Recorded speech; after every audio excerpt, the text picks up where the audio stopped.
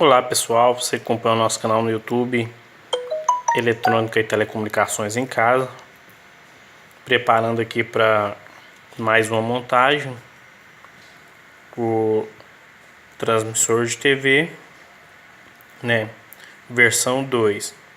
Então, para a gente recapitular, tem vários vídeos no canal mostrando a primeira versão.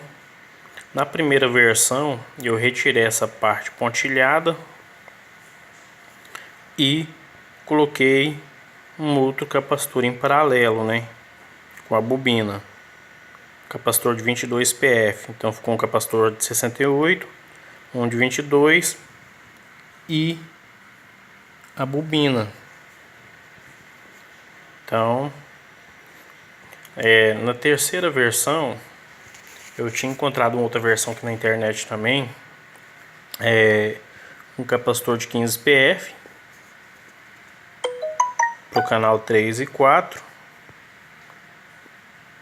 e para o canal 5 e 6 você retira o capacitor de 15 PF. Então era dois capacitores de 15 PF em paralelo, né? Só que eu estava estudando ali o datasheet, estudando o projeto, né? O próprio projeto que eu modifiquei. O que eu pensei em usar usar um varicap, mas que não é o MPN 3404, né? Devido à dificuldade para encontrar ele. Então o que eu estava pensando em fazer, ou o que eu estou pensando em fazer? Estou pensando em usar um circuito que saiu na revista Eletrônica Total, né? Usar ele como sintonia por varicap, mantendo a bobina, né, entre o pino 6 e o pino 7, que são os pinos do oscilador da portadora. Usar aqui um diodo BB809 ou BB119. Depois do BB119 tem um capacitor, né? E aqui tem um resistor e um potenciômetro, né? Aí é só marcar no painel a posição dos canais, né? Já que são valores fixos, né? Então aqui vai ser semelhante como se tivesse dois capacitores em paralelo, com uma sintonia por varicap. Então essa é uma outra modificação que eu estou pensando em fazer. É passível de teste, né? Eu ainda não testei. Estou preparando para fazer a montagem. A case que eu vou usar vai ser essa capa de deco, né? Do meu deco que queimou, do decodificador do S1001 que queimou. Então tá aqui a plaquinha de fibra de vidro. Já tá num tamanho bacana, né? Deixa eu só tirar aqui, pessoal. Então, e aqui a tampa dela. A tampa do decodificador. Então aqui atrás eu vou utilizar os próprios furos para colocar a entrada de áudio, né? Entrada de vídeo, já dá para usar os próprios furos aqui. O cabo coaxial o RG59 fêmea, né? Para saída para o cabo coaxial de 75 ohms. E uma saída BNC. Então a BNC para antena interna e o cabo coaxial para antena externa. Porque estou pensando em montar duas etapas de potência, né? A primeira etapa de potência ela vai ser com o BF199, 2N22, 2N2222 e o 2N2219. Então isso daqui vai ser a primeira etapa. E uma segunda etapa blindada, né? Então essa primeira etapa aqui vai dar alguns miliwatts, né? O 2N2219, segundo o datasheet dele, ele chega a dar aí 800 miliwatts. E depois eu vou jogar no 2N3866, que vai dar pouco mais de 1 watt aí. E o 2N3553, que deve dar aí uns 3, né, no máximo uns 4 watts. Ou, né, a gente pode jogar no 2N3866 e MRF 237, que vai dar de 5 a 6 watts mais ou menos. Então, deixa eu comentar um pouquinho sobre a etapa de potência. Aqui na etapa de potência, pessoal, o que eu penso em fazer, né? Por que o BF199? Se vocês observarem, aqui é um amplificadorzinho na classe A. Ele vai estar servindo como reforçador de sinal. Vocês podem ver que eu não coloquei aqui os valores ainda. Eu vou explicar daqui a pouco por que eu não coloquei os valores nessa etapa.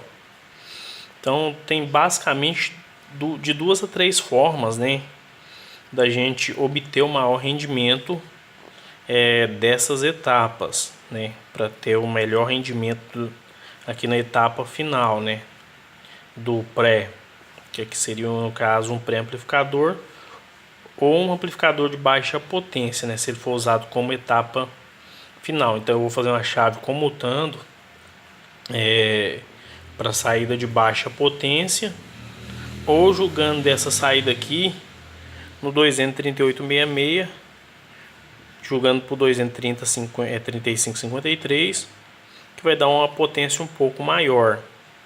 Eu não pensei em colocar 2N6080 ou BFY ou BFQ, BFR, qualquer coisa aí desses mais potentes, porque eu não tenho interesse, né, em jogar esse sinal muito longe. A minha intenção é montar o projeto como sempre didático e colocar um pouquinho de potência para mim ver até onde eu consigo pegar esse sinal. Eu tenho 2 televisão portátil, né? Eu tenho um celular daqueles MP, modelo MP8, se eu não me engano. E tem uma televisãozinha japonesa que eu não mostrei no canal ainda. Eu vou fazer um vídeo falando sobre tecnologias legadas em telecomunicações 2. Aí eu vou falar sobre esses aparelhos, sobre esses dispositivos. Mas por que eu não coloquei os valores aqui nessas etapas, pessoal? Eu sou meio que preguiçoso, né, para fazer cálculo. Eu não gosto. Geralmente eu tenho esses modelos aqui pré-montados, né, com valores pré-fixos, né, com valores já testados aí na internet. Geralmente eu uso esses valores mesmo. Só que às vezes é preciso a gente quebrar um pouquinho a cabeça. Por quê? Para obter o máximo de rendimento, né, o máximo ganho do transistor. Porque se for para obter o máximo rendimento aqui, a gente precisa fazer uma análise dos componentes DC, né, que estão por a corrente DC, que está polarizando aqui a base, e os resistores que estão limitando a corrente aqui, né, de coletor para emissor. E depois fazer uma análise AC, né, demonstrando o sinal que está entrando e o sinal que está saindo, né, para a gente ver aí o ganho do transistor em relação, né, à sua eficiência.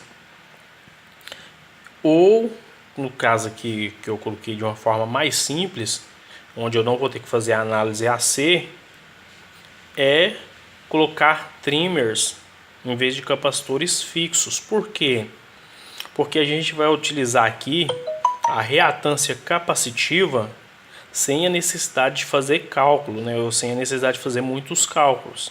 Então, a gente vai usar a reatância capacitiva para ajustar aí a impedância, né, de entrada e de saída dos transistores, de forma que a gente vai ter os melhores acoplamentos e vai aproveitar o rendimento do sinal. Se vocês repararem bem aqui, eu tenho uma bobina nessas duas etapas. Essas bobinas, pessoal, elas não são bobinas não são choques de RF, tá? Essas bobinas são conhecidas como bobinas, né, de carga. Qual que é a função delas? Enquanto o circuito está oscilando, né, enquanto o transistor está amplificando o sinal, essa bobina ela está variando a sua indutância, né, com as cargas e descarga do capacitor. Fazendo assim, quando você consegue o melhor ajuste, você faz o melhor acoplamento, né, entre a impedância de saída. Então essa bobina vai ajudar em relação à impedância de saída, de acoplamento com os estágios. Então essa bobina não é um choque de RF. Para o circuito, para componentes de RF, para o sinal de RF não passar, né, não fluir pela alimentação, então a gente vai colocar aqui um choque de 100 a 250 microhenry. Esse choque, e o que ele vai fazer? Ele não vai permitir com que a RF ela fique flutuando, né, pela alimentação. Então isso vai dar mais estabilidade para o circuito. Então essa é a função desse choque de RF. E aqui a gente tem dois capacitores, né, filtrando, um de 100 nano e um de 1000 micro, filtrando essa etapa. Por quê? Circuitos de RF, principalmente que incluem áudio e vídeo, que é o caso aqui do transmissor, são muito suscetíveis a ruídos e a interferência, né? Seja da própria alimentação, que vem por meio da alimentação, ou oscilações indesejadas entre os componentes do circuito. Então, o que isso ocasionaria? Ocasionaria ou uma imagem distorcida, né? Onde você tem aquelas faixas que ficam passando no meio do transmissor, que você não consegue tirar, ou você vai ter chieira, ou ronco, ou chuvisco na imagem. Então, como eu estou transmitindo aqui no caso áudio e vídeo, o ideal é utilizar essas bobinas de carga, né, e conseguir fazer o melhor acoplamento, né, entre os estágios. Você vai observar que aqui todos os três estágios são amplificadores de classe A. E eu coloquei aqui de forma virtual, você pode ver que está pontilhado aqui, ó, um trimmer ou trimmers. Por quê? Por que eu não coloquei fixo, valores fixos aqui? Sim, pelo simples fato, pessoal, de que eu estou pensando em colocar um capacitor varicap, né? Uma sintonia por varicap.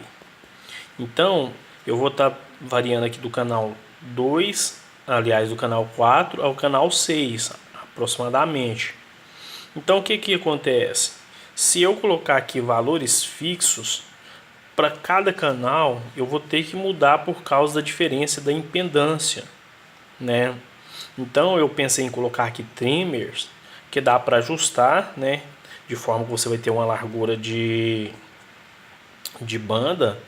Se você reparar bem, quando a gente sintoniza essa etapa aqui, se eu colocar aqui um trimmer mesmo nessa etapa e sintonizar, o que eu vou fazer? Eu vou reduzir a largura de banda, né, a banda passante que vai estar trafegando, que vai estar entrando aqui e saindo, e vai estar saindo no circuito. Eu vou estar limitando. Por quê? Porque eu estou sintonizando o sinal que está sendo amplificado, né? Então, se eu sintonizar essa etapa e essa etapa, o que vai acontecer?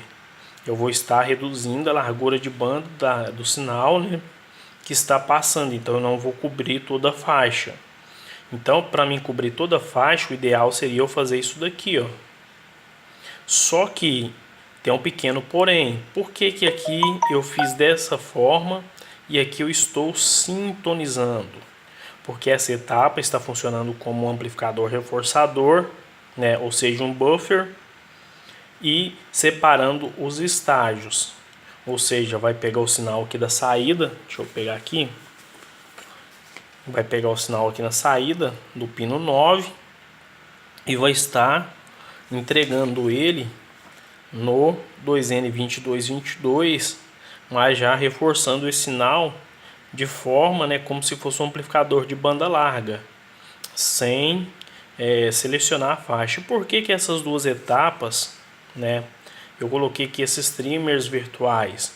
Porque eu posso, né, calcular o valor de um circuito LC aqui, um tanque LC, um tanque sintonizado aqui, que vai cobrir entre os canais 4 e os canais 6. Por esse motivo. Então, se eu fizer isso, o que eu vou ter? Eu vou ter um maior ganho, na saída. Então, vou ter um ganho maior aqui na saída. Por quê? Porque eu estou concentrando o sinal em uma faixa específica. Então, para isso, eu vou ter que calcular os resistores da polarização da base. Tem regras para calcular aqui o resistor de emissor. E tem que calcular a impedância da bobina aqui.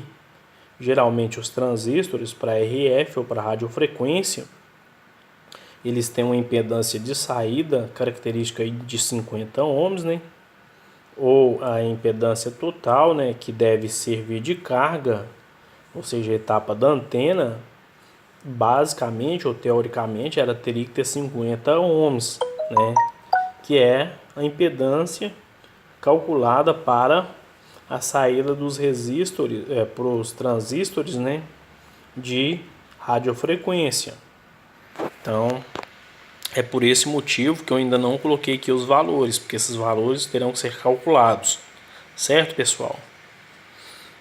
Na etapa do amplificador de potência, eu coloquei aqui uma linha pontilhada, que é a blindagem. Então, eu estou pensando em utilizar essa etapa aqui do seletor de receptor de satélite para blindar aí o 2N3866 e o 2N3553. Para quê? Para não haver realimentação no circuito. Então a nossa intenção aqui é pegar o sinal aqui, entregar ele com a maior intensidade aqui na saída, né, que seria aqui, vai estar ligado ali, ó, na saída lá do receptor, sem que haja realimentação de RF, né, ou que ele cause indução, sem que essa etapa aqui cause indução nos circuitos aqui, nos tanques, né. Então a intenção é essa, basicamente é isso, não dá para falar muita coisa para o vídeo não ficar muito grande.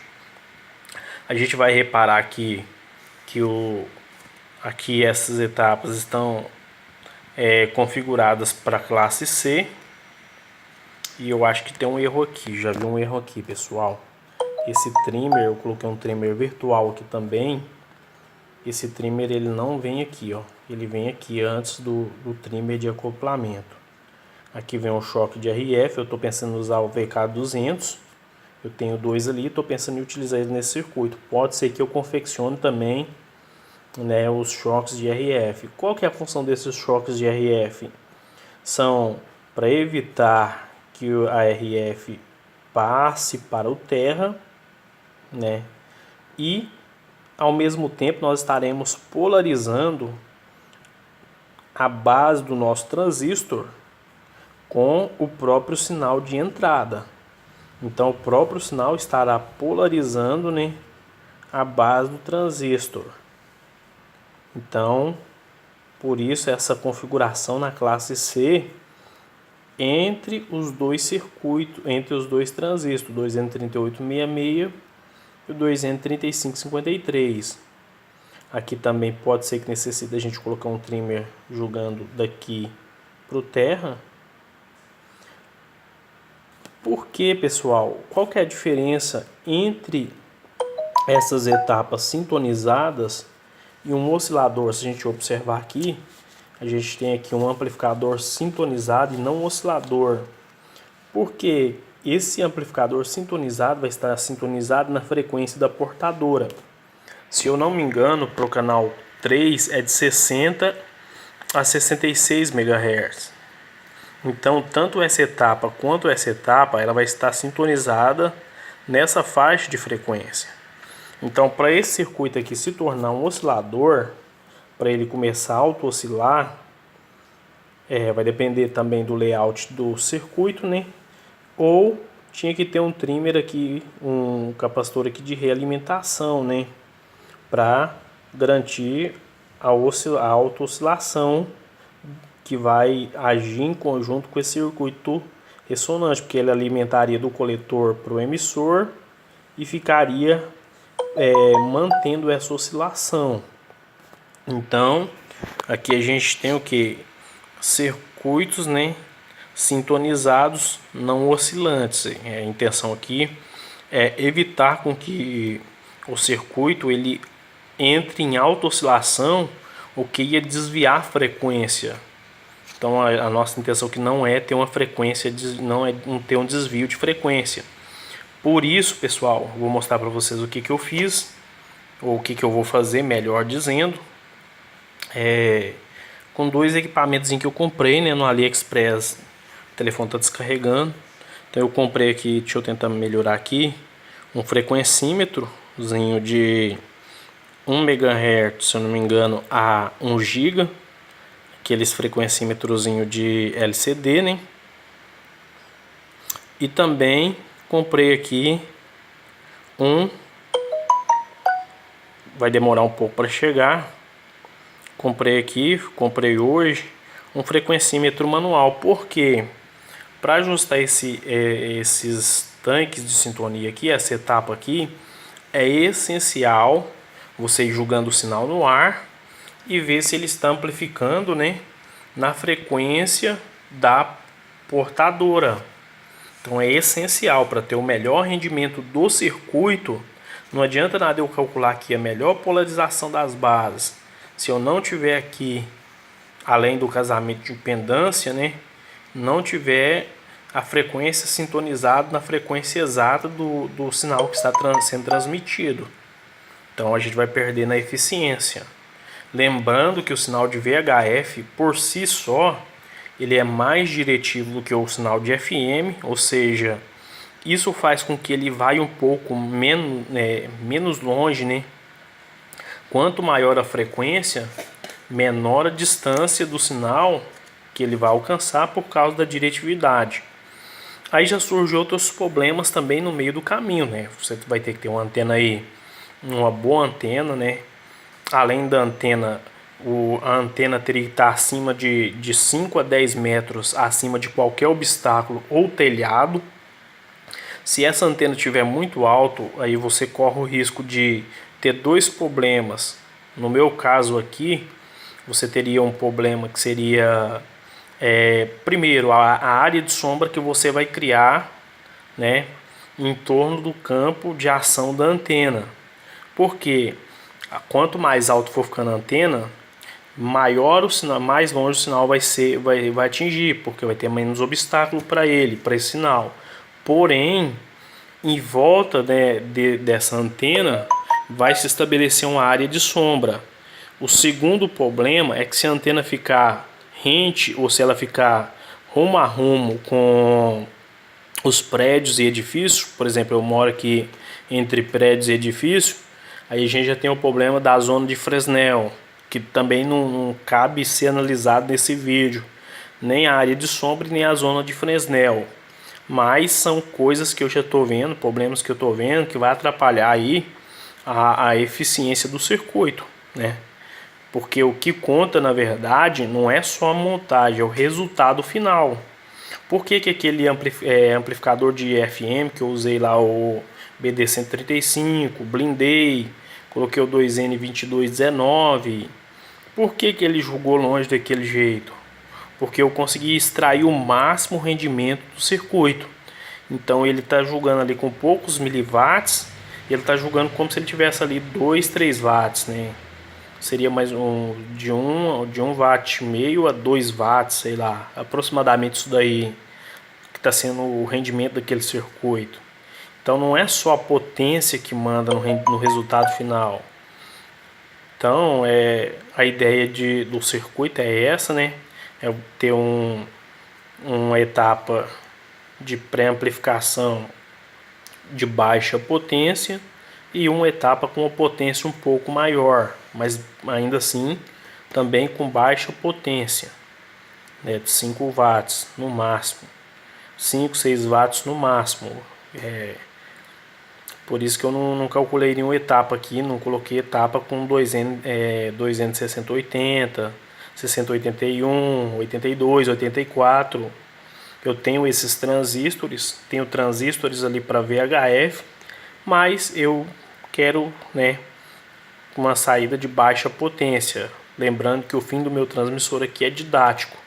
é extrair o máximo rendimento dele e com baixa potência. O regulador de tensão para alimentar essa etapa, ele vai ser construído com o diodo Zener, né? Um transistor, provavelmente aqui o BC328, né? BC328. Aí nós vamos ter entrando aqui 15 volts e vai sair 12,6 aproximadamente, que vai alimentar essa etapa. A etapa aqui do oscilador, do circuito integrado, aqui está dizendo que pode ser alimentado com 12 volts, mas com 8,5 volts eu já consegui um bom rendimento, então eu vou manter esses 8,5 volts nessa etapa. Então eu vou utilizar aqui um 7808 para regular essa etapa, e aqui um diodo Zener para regular, né, os 12 volts para alimentar, já que a corrente é baixa, a gente não vai ter um consumo de corrente alto nessa etapa, então vai ter aqui 12,6 volts. E aqui de 15, né, eu tenho que olhar ainda, acredito que de 15 a 18 volts aqui para etapa de potência, né, para o PA. Nosso PA, como eu disse, com a etapa final com 230-3553 ou com MRF 237, eu ainda não decidi. E tem mais alguns pormenores, né, que eu não vou comentar agora, eu vou comentar durante a montagem. Então, como eu disse, aqui está a plaquinha de fibra de vidro. Eu pensei em algumas soluções, né, algumas formas para trabalhar com essa placa. Uma delas seria montar o oscilador aqui, no formato SMD. Só que como eu não tenho estação de solda, nem estação de retrabalho, né, estação de ar quente, então eu ia queimar muito o dedo com o ferro de solda para soldar os componentes em SMD. E se eu segurar com a pinça, eu sou meio desajeitado, eu ia acabar, né? Acho que não ia ficar legal. Então eu estou pensando em usar ou resistores de 1/8 de watt ou os resistores normal de 1/4 de watt. Também não decidi ainda. E blindar essa etapa, né, do modulador, da etapa moduladora, entre os osciladores aqui, a etapa que contém aqui o oscilador da portadora, né, e o oscilador de áudio de 4,5 MHz. Então eu estava pensando em blindar. Outra modificação que eu pensei é não colocar na saída desse circuito esse tanque, né, esse circuito, esse filtro, porque colocando esse filtro aqui, ó, a gente vai diminuir as harmônicas, isso é óbvio, né? Que está um circuito calculado para frequência, para o canal 3. Então, mas tem como calcular aqui um tanque pi, por exemplo, que vai ter uma largura de banda, né? Esse circuito, esse tanque, deixa eu ver se eu pego aqui, deixa eu ver se eu desenho. Geralmente esses tanques, eles trabalham assim, ó. Você tem um tempo de subida do sinal, a faixa que o sinal opera, aí começa a cair, e a frequência central, né? Então isso é a largura de banda do filtro. Então se eu fizer um filtro desse, o que eu vou fazer? Eu vou ter, né, alguns megahertz ou kilohertz, dependendo do filtro, limitando a banda passante do meu sinal. Só que ao mesmo tempo, o que eu vou fazer? Vou perder a eficiência de um circuito com sintonia variável. Então, esses filtros, eles precisam ser muito bem calculados, né? Eu não tenho o analisador de espectro, nem o osciloscópio, que são os equipamentos que você usa aí para medir a eficiência dos filtros. Existem alguns softwares na internet que calculam esses filtros, né? tem alguns softwares, você pode fazer na mão também os cálculos, mas dá um certo trabalho, pelo que eu acompanho ali na literatura técnica. Então eu prefiro, vou manter fora esse filtro na saída, por enquanto, né, por hora. Talvez depois de montado eu mude de ideia e coloque esse filtro. No mais, pessoal, eu vou estar fazendo os cálculos e a gente vai acompanhando aí o desenvolvimento e o andamento do projeto. Lembrando também que daqui a uns dias eu vou estar postando, né, o final do projeto do receptor duplinha. É isso aí, pessoal. Um abraço e até o próximo vídeo.